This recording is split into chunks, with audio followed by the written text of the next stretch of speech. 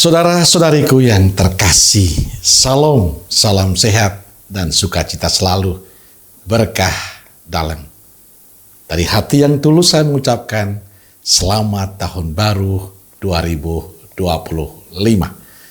Semoga di tahun ini berkat Tuhan melimpah untuk kita.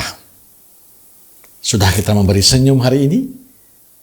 Rabu 1 Januari 2025. Gereja merayakan Hari Raya Santa Maria Bunda Allah. Kita awali permenungan kita hari ini dengan tanda kemenangan Kristus dalam nama Bapa dan Putra dan Roh Kudus. Amin. Permenungan kita diambil dari Injil Lukas bab 2 ayat 16 sampai 21.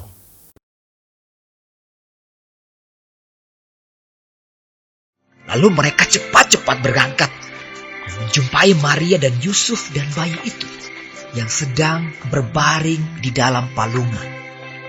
Dan ketika mereka melihatnya, mereka memberitahukan apa yang telah dikatakan kepada mereka tentang anak itu.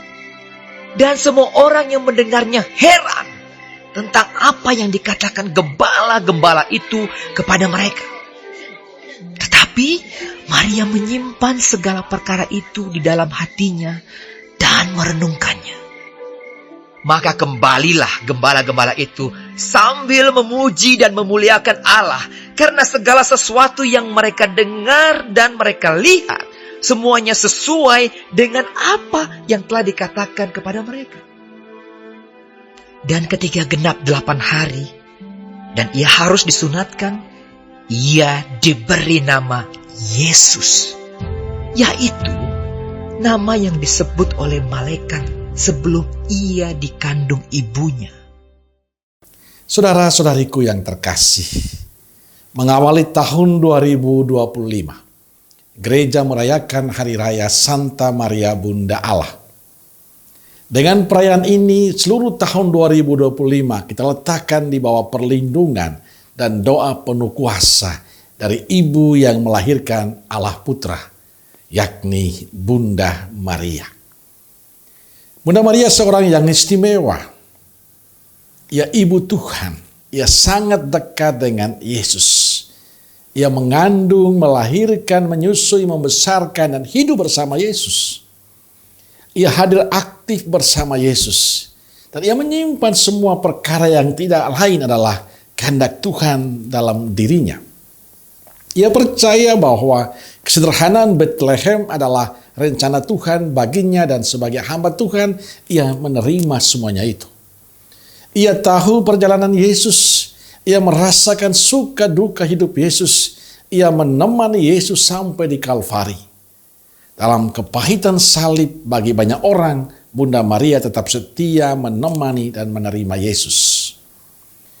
Bunda Maria benar-benar mengambil bagian dalam kerendahan hati, kesederhanaan hidup, dan kesetiaan sebagai hamba. Atas dasar itu Bunda Maria pun tidak segan-segan mengatakan, "Aku ini hamba Tuhan, jadilah padaku menurut perkataanmu."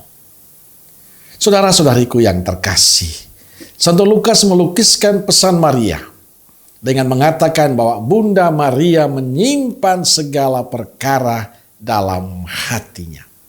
Segala sesuatu yang terjadi dan yang menimpa diri putranya disimpannya baik-baik dalam hati, direnungkan tanpa henti olehnya. Pada hari raya Maria Bunda Allah ini, kita belajar dari pribadi Bunda Maria. Kita belajar tentang kedekatan dengan Yesus, yang bagi kita adalah sebuah perjuangan karena kemalasan kita. Kadang kita lebih suka mengambil jarak dengan Tuhan. Kita belajar tentang ketaatan, karena kita seringkali tidak taat.